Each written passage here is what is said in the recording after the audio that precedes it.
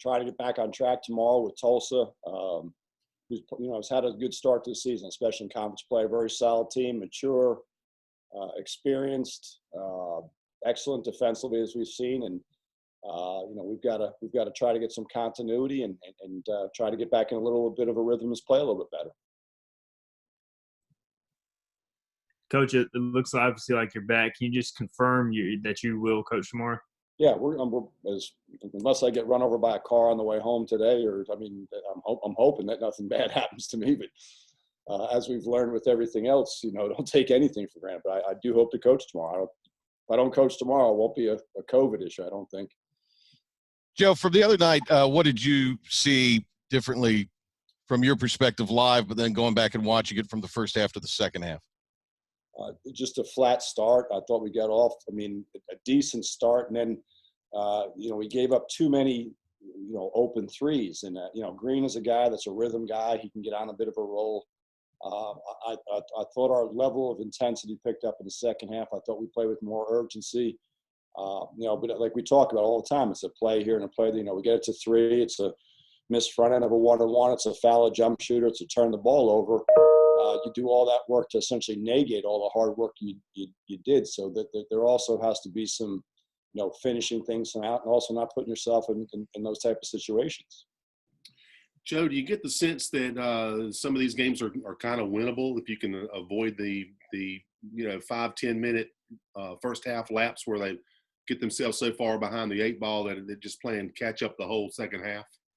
We need to get some offensive rhythm and some offensive consistency. I think that'll take a lot of pressure off our defense. We've been poor on offense since the coming back from Christmas. I thought we were in a pretty good rhythm. Went to Christmas feeling pretty good, and I don't feel that way with our offensive rhythm. We got to get our little bit of confidence back, but you also have to get some consistency in practice. We have to get some rhythm. Offense is a rhythm thing, and we're not in rhythm right now. We need to get in rhythm. When you look at the last two games, you referenced it earlier with the three-point shooting. Memphis, the way they shot it, and then the other night, as well with UCF. It's not like your three-point defense is bad. You rank right in the middle of the league. It just teams have gotten hot, I guess, or anything you can attribute to that at all. But those last few games, just the way those teams have shot it. I think once they got some confidence, and I think the other thing, they're in a rhythm. You look right now, I don't think Memphis has been paused.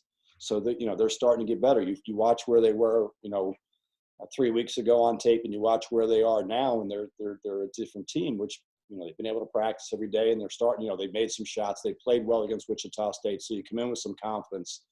I thought I thought Central Florida played really well for about 28-30 minutes against SMU, and then they had some they hit some shots, and their confidence gets going, and you're at home. And then we have a team we're putting pressure on ourselves to make some shots, and make some shots, and it puts even further pressure on us. Coach, any chance Tyree is back on Saturday? No, he won't be back. He's not out of the protocol. We'll have Miles back.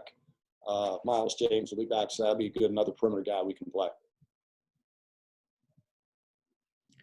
Do you feel like you guys can take maybe some of the success Jaden Gardner had specifically and kind of build on that going into this game? Yeah, it's good for him to see the ball go in the basket. I think he's the biggest.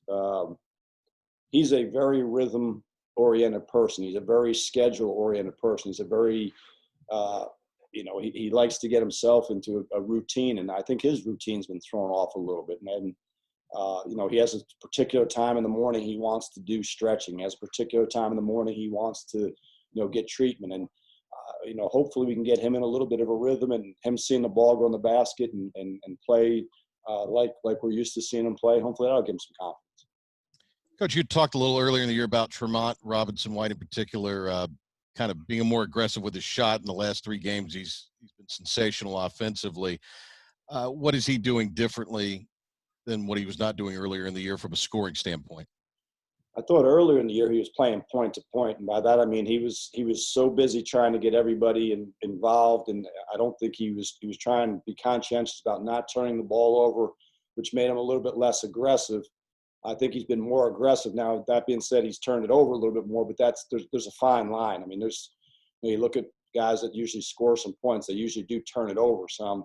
But I do think he's trying to be more aggressive. I still think he's, he'll continue to get better as the year goes along also.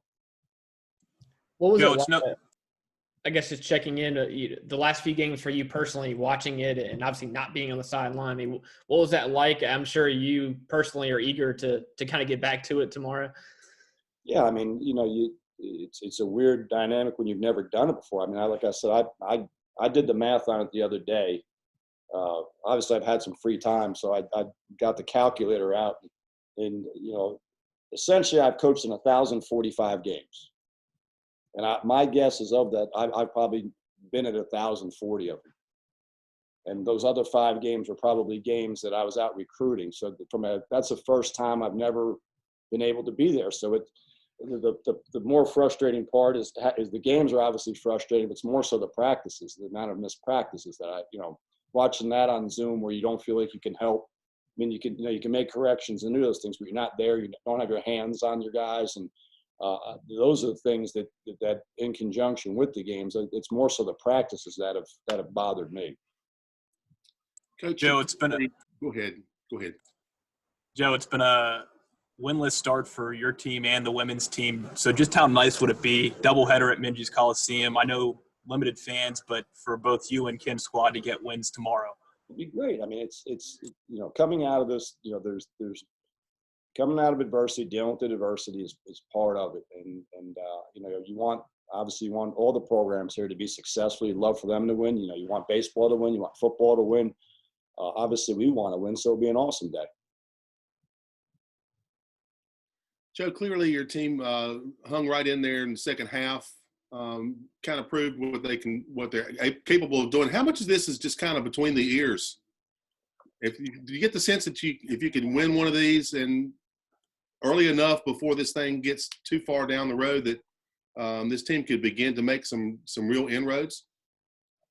I think I told our guys, and this has been a disjointed 3 weeks. It's not their fault. We need to get them on some routine. We need to hopefully get some practice time in. We need to get a little bit more confidence. And I think the only way to get confidence is through practice. And I do think sometimes, some of these games, playing these games will help us get a little bit of a rhythm and a routine, waiting every 2 or 3 days. We had gone such a duration where we hadn't played. And, then we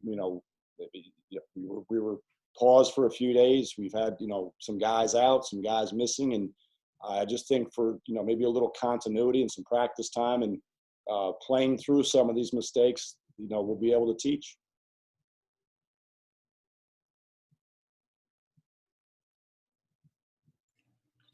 You guys got anything else?